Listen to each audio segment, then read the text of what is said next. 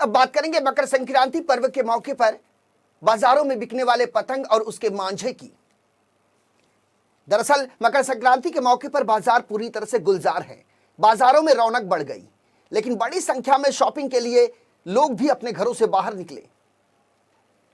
Corona virus का खतरा एक तरफ लगातार बना हुआ है, लेकिन मकर संक्रांति के पर्व पर लोगों ने खरीदारी करने के लिए अपने घरों से बाहर निकलना ही बेहतर समझा। चूंकि मकर संक्रांति पर पतंग उड़ाने की बेहद पुरानी परंपरा है, इसलिए कई दुकानदार इन दिनों पतंग और मांझा भी बेचने का काम कर रहे हैं, जबकि दुकान में कई दूसरी चीजें वो बेचा करते थे। लेकिन मकर संक्रांति के पर्व पर विशेषकर वो पतंग और मांझा बेचा करते हैं। लेकिन बाजारों में खुद पुलिस भी लगातार पहुंच रही है, ये पता लगाने के लिए कि कहीं दुकानदार नायलॉन या फिर चाइनीज मांझा तो नहीं बेच रहे।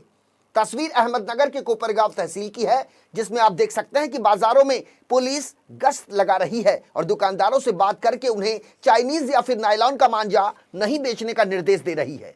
आपको बता दें कि भारत में चाइनीज या फिर नायलॉन का मांझा पूरी तरह से प्रतिबंधित है, क्योंकि इसे बनाने में कांच के बुरादों का इस्तेमाल किया जाता है, जिसकी वजह से ये काफी तेज धार वाला बन जाता है और इसमें फंसकर कई पक्षी घायल हो जाते हैं, जिसके चलते उनकी मौत भी हो जाती है। यही नहीं, कई बार तो बाइक सवारों के गले में इस मांझे के फंसने की वजह से वे दुर्घटनाग्रस्त या फिर मौत के शिकार हो जाते हैं।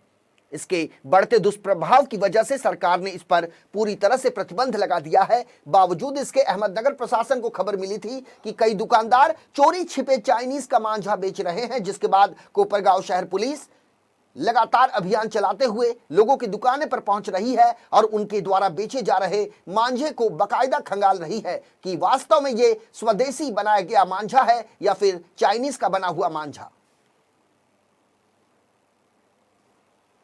जो नायलॉन मांझा है, जो थ्रेड है, जो पतंग उड़ाने के लिए यूज़ किया जाता है, वो डेडली जैसा साबित हो चुका है। जो नायलॉन मांझा की वजह से जैसे आकाश में अपने ऊपर जाती है पतंग, तो उस समय जो उड़ने वाले चींटियाँ हैं, अब उनके ऊपर वो गले को लग के उनको इंजूर करता है। साथ में ही जैसे वो पतंग का उड़ाने का ये बच्चे अपने अपने बिजी रहते, उस समय कई बार ऐसा हो जाता है कि जाने वाले लोग, मोटरसाइकिल वाले, बाइक हो या पैदल जाने वाले, ऐसे कई लोगों के गर्दन में वो मांझा अड़कने की वजह से उनको हार्ड इंजरी हुई है, ग्रीवियस इंजरी हुई है। इस समय में इस प्रिवेंशन के लिए गवर्नमेंट ने उसके ऊपर जो बैन किया है कि भाई नायलॉन मांझा शुड नॉट बी यूटिलाइज। तो इस वजह से पुलिस अपने सख्त हो गई है कि हमने पूरे कोपरगांव के अंदर में जहाँ जहाँ नायलॉन मांझा की कुछ हमको इन्फॉर्मेशन मिली थी, वो लोगों से हमने नायलॉन मांझा वापस सीज कर लिया है। उनके ऊपर हम कार्रवाई कर रहे हैं एज पर लॉ। और बाकी लोगों को हम यही विनती करेंगे कोई उसका यूज़ ना करे, अगर करते हमको दिखते तो उनके ऊपर